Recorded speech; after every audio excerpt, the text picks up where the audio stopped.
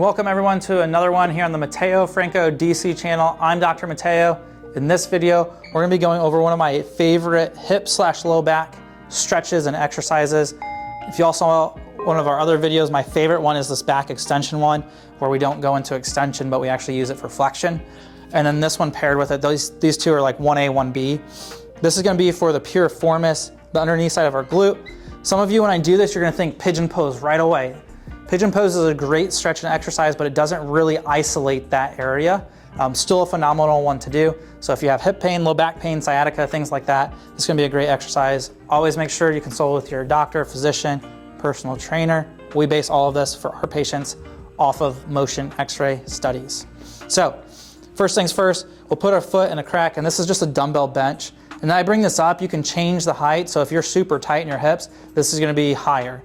If you're more flexible, you can lower it. Again, Rome wasn't built in a day. It's not to accomplish it all overnight.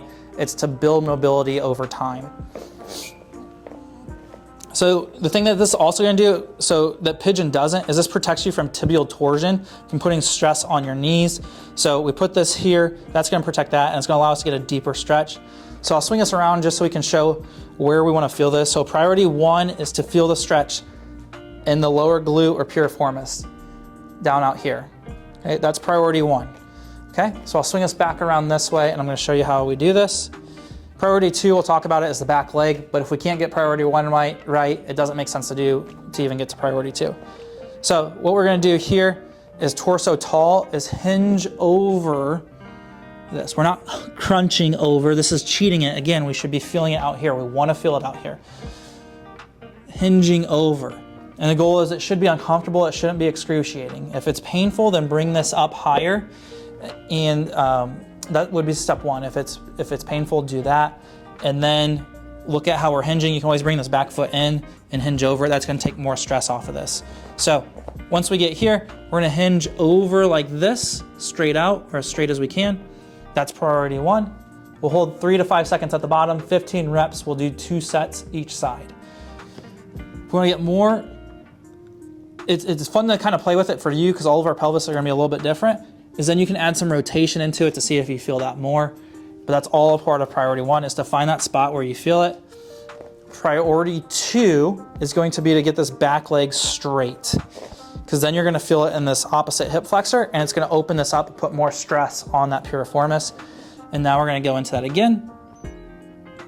3 to 5 second hold, back up, and you can see why they call it a Piriformis Push Up. It's from ATG, Athletic Truth Group, and the knees over toes guy. 3 to 5 seconds, and you'll do that. But again, if you're not feeling it here, it doesn't make sense to do this, but you can play with that. The two things that you can play with is the height. If it's causing too much discomfort, is bring it up higher.